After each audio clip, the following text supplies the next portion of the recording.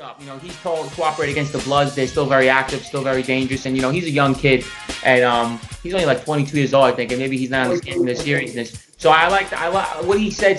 Made so much sense to me when he was talking about, like, why would I stay loyal to something that has no loyalty to me? And what he was saying, he really said, wow, exactly what I felt and what you felt. So I'm really happy for the kid. I'm happy he's out, and I'm happy. What's making me more happy is that he's still doing good, and that's what makes people more mad. Is the fact that this kid did what he did, but people still love him. Nobody cares. This ain't the 60s. This ain't just, that shit's over. That shit, cooperation. He raps about that, says ha ha and haters, and again, he's sitting on a pile of money, making a pile of money, and good for him.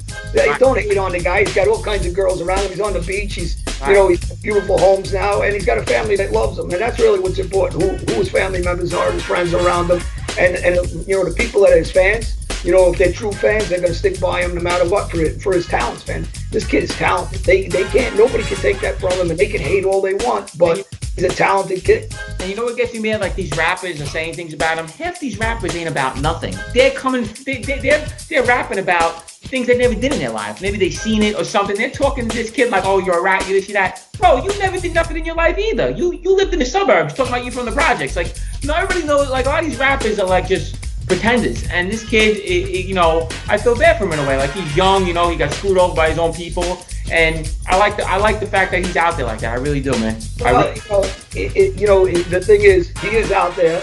I hope he stays safe, and I hope he understands.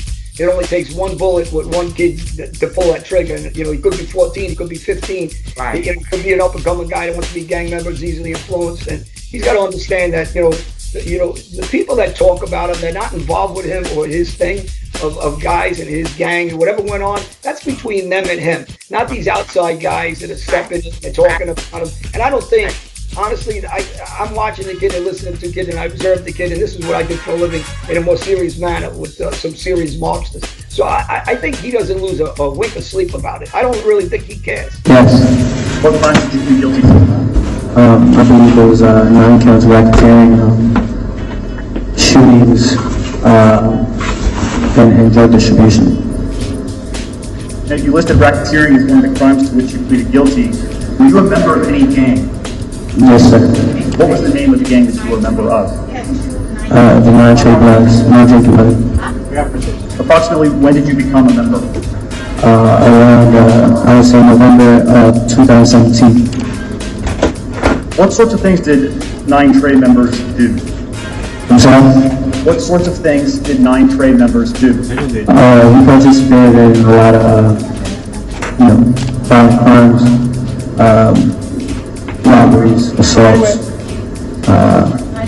drugs, sorts of that nature. Mr. Hernandez, do you recognize anyone in the courtroom who was a member of 9 Trey when you were a member? Yes. Who do you recognize? And if you can identify that person, can you identify where they're sitting in an article of clothing that person may be wearing? Hall, Elsie has a gray suit.